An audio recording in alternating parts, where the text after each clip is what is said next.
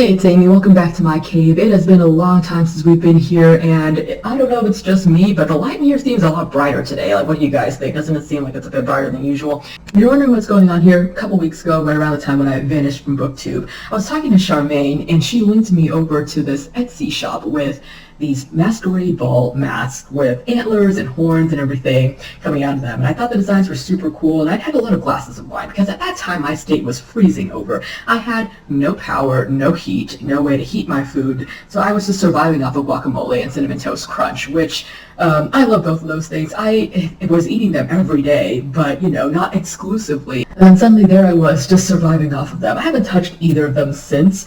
Anyways, there I was on my couch underneath my blanket wearing my hideous jacket that my sister got me as a Christmas present, but it turned out to be very useful because it's quite warm.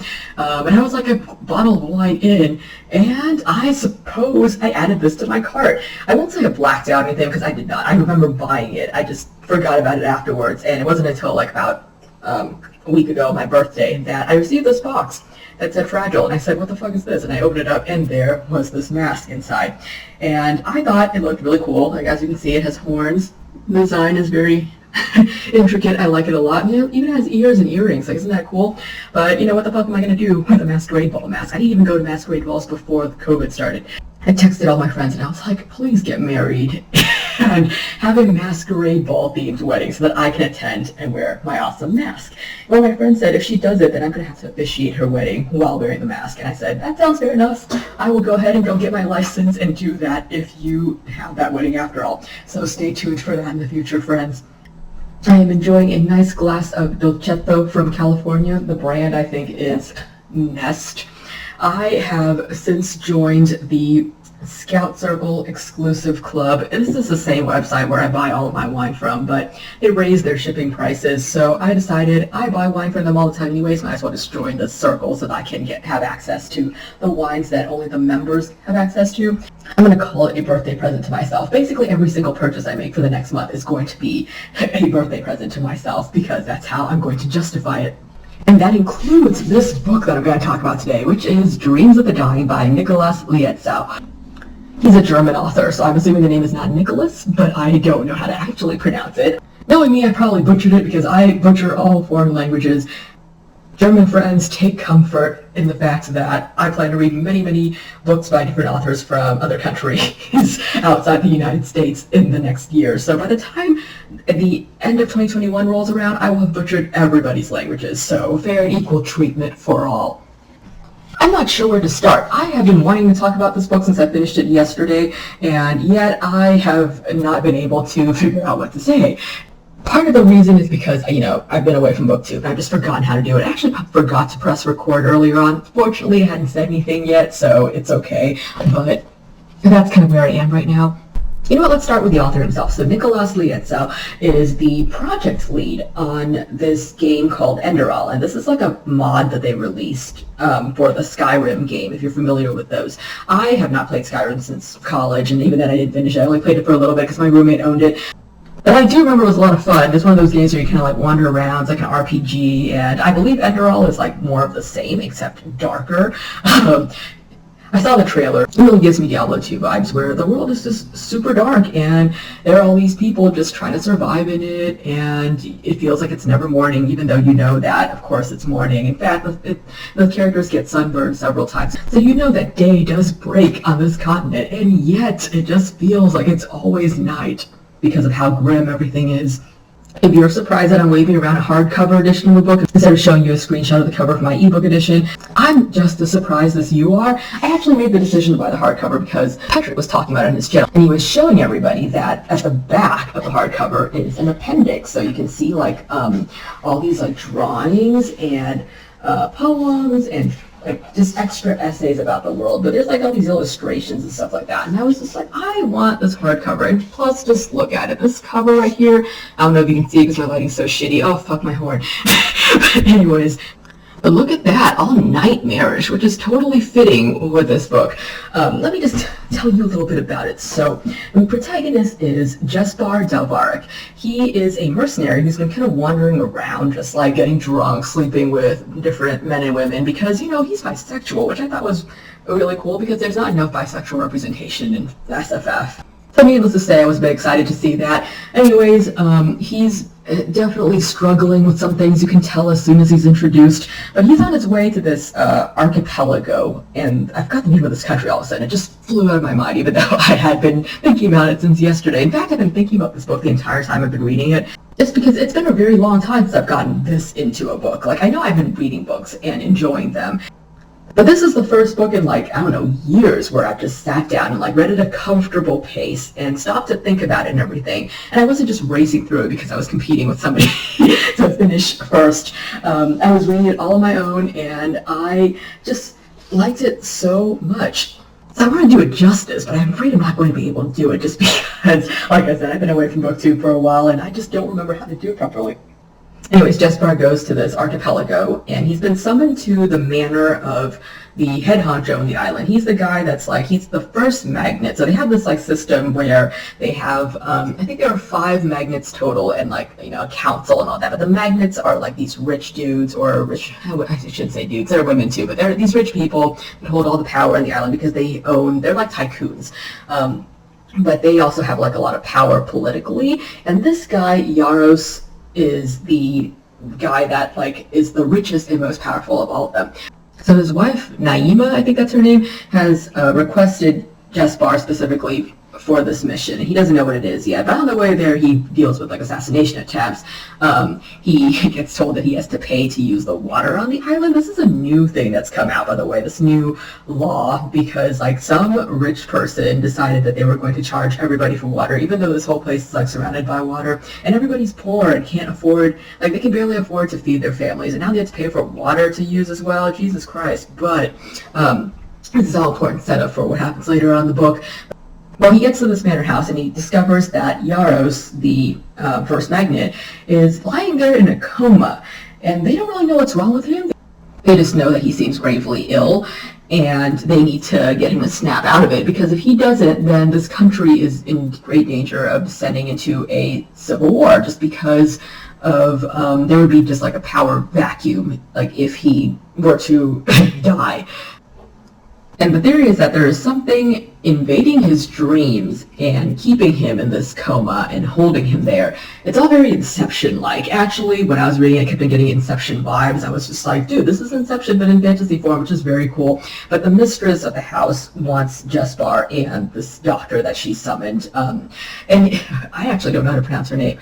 Is this Lycia? Leisha? Like, I feel like I just went back and forth between all these different, like, pronunciations as I was reading, but I think I settled on Lycia because I like that pronunciation best. But if it's wrong, then I don't know, like, unless the author himself corrects me, I'm going to keep pronouncing it as Lycia. Anyways, the two of them travel to this neighboring island, which is actually, it's part of the archipelago. But it's like these people, the Makehu, they have been colonized by the people of this archipelago. There's like a whole long history behind it. They go into that, so I'm not going to go into it. But they go here to find this lady who is a dream walker, because they need her to travel into Yaros' dreams to free him from whatever has him captive in there, or at least figure out what's going on inside his dream that's holding him there. And there you have it, that's a basic story. So, you know, this little crew gets gathered, there are 3 of them. Kind of got a Castlevania feel to it. If you're a fan of the Netflix animated series Castlevania, which I am, I imagine that kind of animation, character design, and the color palette that they used. Like, I thought that it was very fitting for this world as well.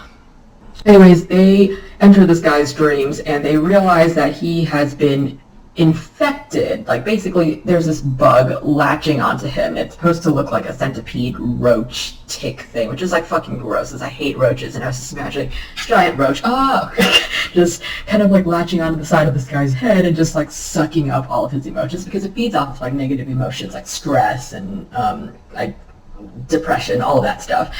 And until they find out who infected him with the bug, they cannot free him from the nightmare that he is in. So that is their quest for the rest of this book, and it takes them through like different parts of like this country. They meet all these people. They learn about like the different power struggles that are going on in this land. There's like this revolution brewing just because of all of the inequity and inequality that we've seen evidence of as we're introduced to this country through Jespar's eyes.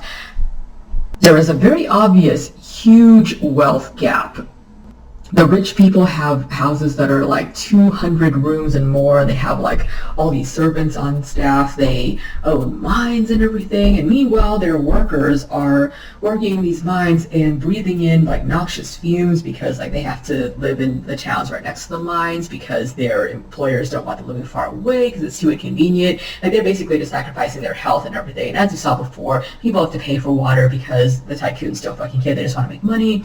And at first glance, I really thought this was a grim, dark novel, but like as I finished reading, I was like, this is not grim, dark. It's just very, it's a grim and dark world, but it's not a grim, dark novel. There's a lot of philosophizing and discussion about free will, fate, social mobility, all that good stuff. Yaros and the other magnates and rich people refer to themselves as haves, and everybody else is a have-not, because they basically, it's that whole idea about, okay, if you have the willpower, the determination, you can drag yourself up from like the pits to the top of the ladder. You can succeed if you try hard enough. And if you fail, then you just haven't tried hard enough. And lots of these people that have this like mindset, like they definitely, I can see they have a reason to think that way. Like they started out in like, I would say the worst of circumstances, and yet they somehow climbed their way up to the top. Yaros' nickname is Fish Boy because he is like a self-made man, like he was a fisherman's son. And the rest of the magnates, like they came for money, but he didn't. And that's like a point of, so that's something that's like brought up a lot early on in his career, because the book kind of goes back and forth. So you get like Jaspar's point of view, and then it kind of like goes back in time to when Yaros Unai was like a young man, and so on. Like you kind of start to see like how he came into his fortune, the mistakes he made along the way. And you start to see him descend further and further down. He starts out as somebody who just wants to make money to help his mother survive, and suddenly he is exploiting all these other poor people. And there's this whole question of like, once you get to the top, like, are you really going to be able to help the people below you, or are you just going to become just like the oppressors that came before you? What really struck me was that the people that have succeeded, like Yaros and like his best friend Angchi, like they're people who started out, like I said, on the bottom, and then like they've made it to the top successfully. And instead of like wanting to help out people below them, like, I mean, they do like charity projects and everything, like they're philanthropists in a way, like they'll kind of help out like the way the rich do, where they like open up a food bank, something like that. But they really do seem to see everybody else is like kind of below them because these people haven't succeeded yet. They're like, well, if you haven't succeeded, you just haven't tried hard enough, like I said before. So they just have very little empathy for the people who are where they were before when they were younger. And I myself was very much in danger of this when I, like a couple years ago, when I was like maybe like around, even I think I was in grad school at that time, and somebody told me, and I was just talking on Discord about this, but somebody told me that they've noticed that poor people who have succeeded, who have made it far, like they are often the least empathetic or sympathetic towards the plight of the poor, because they think that, you know, they've made it, why can't everybody else make it? And I was definitely thinking along those lines when I was in like my mid-20s. Not that I didn't think that like some people started out with more than others. Like I definitely thought that some people were more privileged than others. But I had like this thing where I was like, I really want to help out, you know, kids who maybe came from disadvantaged backgrounds but are extraordinary, like have a lot of potential, all that stuff. And I just didn't care about the other ones. That was just how I thought. I was just like, okay, well, I want to help out the kids who, like, you can tell for sure are going to succeed if, like, or are going to succeed if they had come from, I don't know, better circumstances. And what about everybody else? I just didn't think that, I guess I was like Yaros in that I was thinking of people who are haves versus have-nots, or potential haves versus have-nots. Ever since I was told that line about people not being sympathetic once they've gotten to where they want to be, though, like I really changed the way I think about all this stuff, so I know that that is not the right way to approach things. But you can see in this book that these people definitely really do believe in the idea of this dream.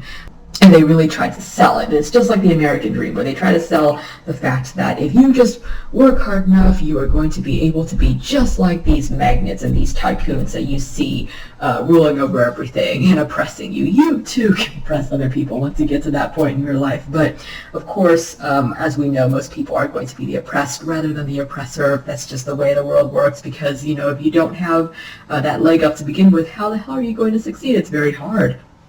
Another thing that I want to talk about, and this is another reason I think that everybody should read this book, is the fact that it explores mental health, and it does it in a very thorough way that I have never really seen done before in a fantasy novel. Like, granted, I've never read many fantasy novels that explore mental health or mental illness, but this book, the protagonist, Jespar, he suffers from, like, it sounds like a combination of depression, anxiety, and just like PTSD, trauma that he has not gotten past yet. Because, you know, he's had some pretty horrific things happen to him in his past, like when he was younger, and then again when he was working as a mercenary, and so on and so forth. You get to see eventually what exactly happened, but all these things are just compounding in his mind, and they start to manifest in the form of, like, he gets haunted by this like this corpse, like corpse with a capital C. Like, this corpse just follows him around, and you don't really know what exactly it is until a bit later on in the book, but he's being stalked basically by, like, this living nightmare, like this corpse, and like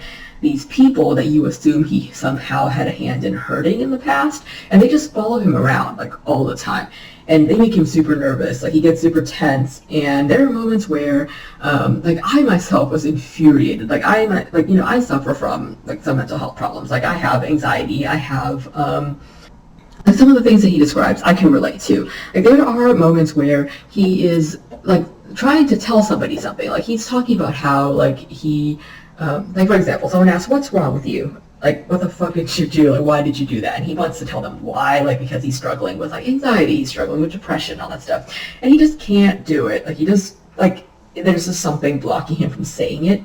And while I was reading, I was frustrated at him. I was like, dude, just fucking say it. These are your friends. Like, they can take it. But, like, you know, like, I'm very good at telling people, like, over the years, I'm like, you know, you should talk about your problems. Like, just tell people what the problem is, and it's going to help a lot. And I know that, objectively, that does help. But, and it's not like I don't, like, and, you know, over the years, I've gotten better at talking about my problems. But the thing is, like, this past, like, month has made it evident to me that I have not gotten to the point yet where I can really, really talk about the things that are truly bothering me, because every time I do feel sad about something, or feel down, or feel depressed, like, I don't know how to voice it. You know, when people ask me if something's wrong, like, I don't want to talk about it. Like, there is really this lump, just like he describes, where that it's preventing you from just telling someone what the fuck is up with you. And it paralyzes him during important moments as well, like, where he needs to take decisive action. And he's, like, yelling at himself in his mind. Like, he's like, you need to move. You need to do this. You need to help this person. You need to blah, blah, blah, blah. There's a voice in his head telling him to do it, but he can't fucking do it. And I've been there before, too. Like, I mean, while I was reading, I was so mad. I just went, you need to move. You need to do it. You just have to suck it up.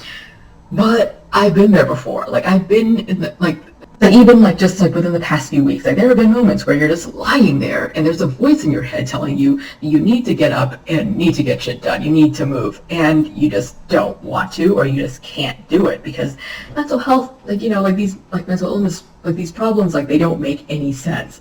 I would say I was fine while I was, like, you know, without power, freezing, and eating guacamole. Like, maybe I was in survival mode. Like, I approached it all with, I think, a good sense of humor. I was telling my parents back home, I was actually just laughing about it. Like, I was completely okay. But then the thing that ended up setting everything up was the fact that I couldn't get eggs at the store. Like, that just made me, like, so depressed. Like, I actually was, like, just lying there, like, fuck, I can't get eggs. And it's like, it makes absolutely no sense. But that is just how mental, like, health problems work. Like, they just don't make any sense. And it's important that you have people around you that can support you and that can actually, like, call you out on your bullshit while still, you know, understanding that you are going through something. And that is what Jespar has. Like, I would say he has very good friends around him, which is, like, I'm happy for him because of that. Like, I love Lycia and Kawu. Like I said, there are moments where Jespar just frustrates me, and Lycia and Kawu, I think they deserve the world. Like, I really wanted them to have a happy ending. I mean, I wanted Jespar to be happy too, but, like, the way that he is, just because you're reading it from his point of view, like, so many times I was just like, I can see this ending badly for him, just because, I mean, one, I knew it was supposed to be the story of like the Jess bar that we meet in the Enderal game, so I'm assuming it's not going to be perfectly happy. But with Kawu and Lycia, like his companions, I wanted them to like get out of it like fine, because of like, just because I love them so much. Like, they're just like great friends. They really care about people. I don't want them to suffer. I just can't. I don't want that. But yeah, I've rambled on and on, so I'm just going to stop right here. But I really do recommend that everybody give this book a shot, just because it's so complex. It just explores so many different real-world issues. It's a fantasy novel that's just so psychological, like in terms of like what it explores and what it goes into. I'm cheap as hell, but I will pre-order the sequel as soon as there is a sequel, just saying. Anyways, buy the book, support the author, talk to me about it. I really want to hear what you think of this book. Thanks for listening. Till next time, bye.